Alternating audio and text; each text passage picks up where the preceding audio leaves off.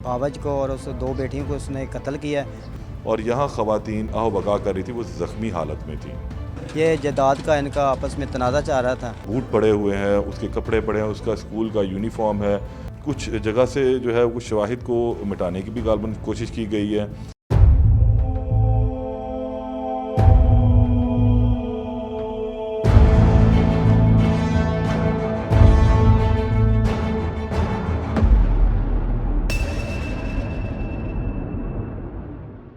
अस्सलाम वालेकुम नाजरीन, आप देख रहे हैं एक्सप्रेस न्यूज़ और मेरा नाम है मोहम्मद हारून।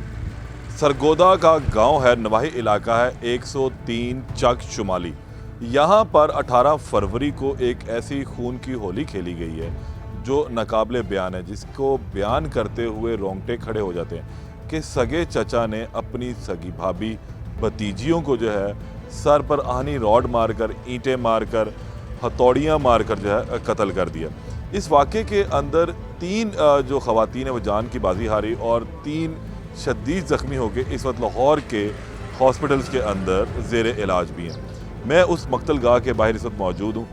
ये वाक़या कैसे रूनुमा हुआ, इसके अंदर कौन ज़ख्मी हुआ, कितने अफराद इसके अंदर जान की बाजी हारे, ये तमाम तफसीलात पहले हम हासिल कर लेते हैं। इकबाल साहब हमारे साथ मौजूद हैं जो एक्सप्रेस न्यूज़ को यहाँ पर देखते हैं। इकबाल, ये क्या वाक़या हुआ और किस तरह है, इसकी कुछ डिटेल ज़रा बताएँ।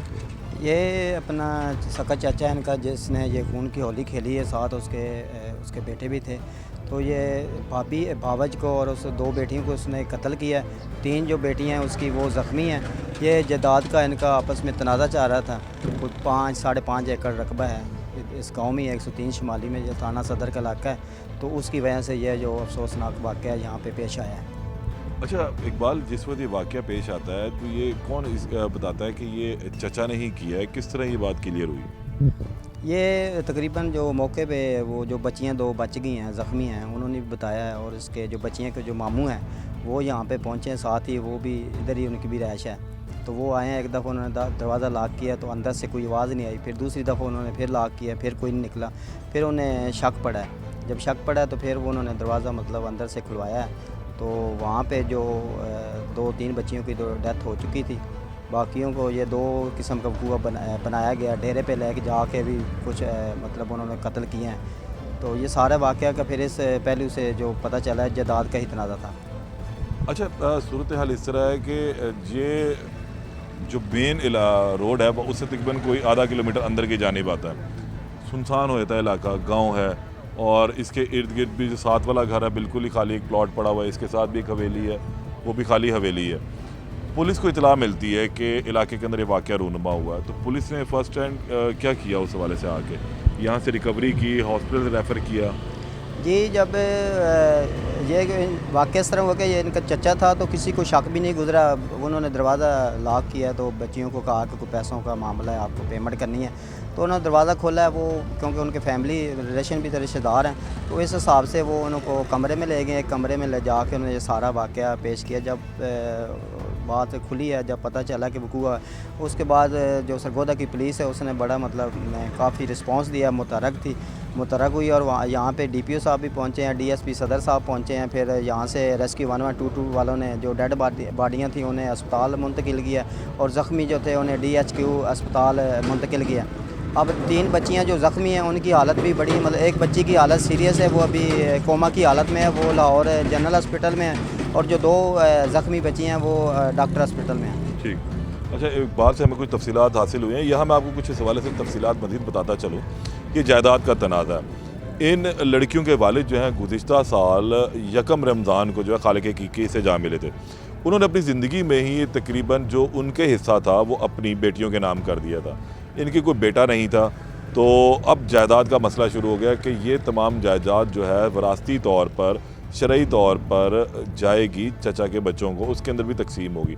तो गालबन यही इशू चल रहा था, और इस हवाले से लेके जब से इनके वालिद की डेथ हुई थी तो ये लड़ाई झगड़े भावज के साथ रहते थे। अब वो तमाम शायद गालबन जायदाद हथियाना चाहता था उनका चचा, तो उसने 18 फरवरी को अपने बेटों के साथ मिलकर ये वाक़या रूनुमा किया। मैं उस घर के अंदर अब आपको लेके चलता हूँ कि इस मकतल गाह के अंदर उस दिन खून की होली जो है वो किसा खेली गई है।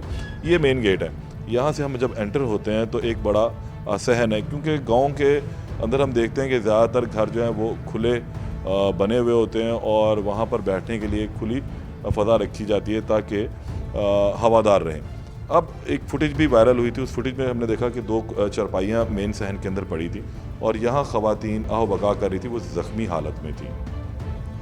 पुलिस ने यहाँ जाए वकूआ से शवाहिद इकट्ठे कर लिए, उन चारपाइयों को जिसके ऊपर वो पड़ी थी उनको भी अपने कब्ज़े में ले लिया हुआ है। यहाँ से जब हम आगे की जानिब जाते हैं तो यहाँ पर पहले तो 2 ख़वातीन को जो है वो हम उस फुटेज में देख सकते हैं जो हमने देखी हुई थी, लेकिन कुछ गाइडलाइंस की वजह से हम वो तस्वीर या वीडियोज़ जो है वो शेयर नहीं कर सकते। लेकिन इस जगह के ऊपर जो है पहली मकतलगाह बनी थी।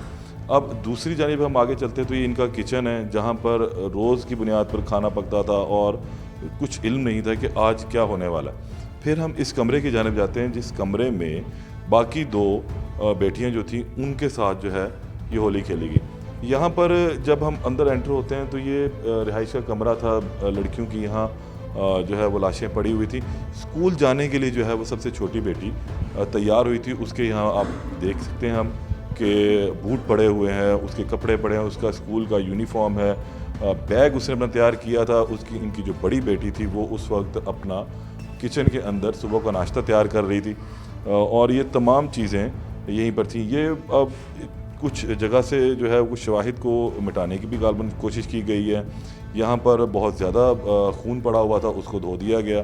फोरेंसिक टीमों ने यहाँ पर जो है वो जिस वक्त जायज़ा लिया था तो उस वक्त वो लोग यहाँ से तमाम शवाहिद इकट्ठे करके चले गए थे। तमाम क्योंकि अब ये घर है और जो लड़कियाँ अस्पताल में उनमें एक की हालत बेहतर भी है, अब उन्होंने इस घर में भी आना तो ज़ाहिर सी बात है कि इस जगह को अब साफ़ भी किया जाना। लेकिन यहाँ पर भी उस खून की होली को खेला गया, उन मासूमों के साथ वो जुल्म किया गया जिसका शायद उन्होंने सोचा भी नहीं था और उनकी ज़िंदगी जो है एक तो बाप उनके सर से पहले ही चला गया, साया उड़ गया, माँ की ममता थी वो भी छीन ली गई है अब, और अब ये सिर्फ 3 बहनें ही बाकी रही हैं। 2 बहनें भी जो हैं अपनी माँ के साथ ही मनो मट्टी तले इस वक्त चली गई हुई हैं। जितना अब भी इसकी मजम्मत की जाए वो कम है। ताहम अब केस फाइल हो चुका हुआ है और मुल्ज़िमान की गिरफ्तारियों के लिए छापे मारे जा रहे हैं और मुल्ज़िमान भी जो है पुलिस के मुताबिक जल्द गिरफ़्तार कर लिए जाएंगे। वज़ीर पंजाब से अपील इन ख़ानदान की यही है कि जल्द अज जल्द जो मुल्ज़िमान उनको गिरफ़्तार किया जाए और कैफ़रे किरदार तक पहुँचाया जाए।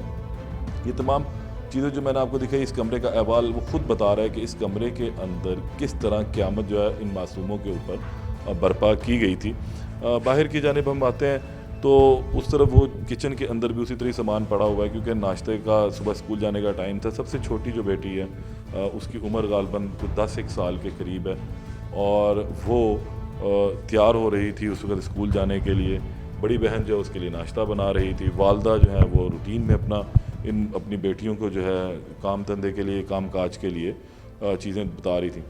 ये किचन है इनका और इस किचन के अंदर अब ये वो बर्तन जब वो इस्तेमाल करते थे लेकिन आज ये बिल्कुल सूने। अब यहाँ पे चीज़ों से यादें जो हैं वो ज़्यादा जुड़ती जा रही हैं। वो लड़कियाँ जो इस वक्त अस्पताल में ज़ेर इलाज हैं, जिस वक्त वो यहाँ घर में आएंगी तो उनको अपने बाप की, अपनी माँ की याद भी सतानी, लेकिन वो तो अब इनसे बहुत दूर जा चुके हुए हैं।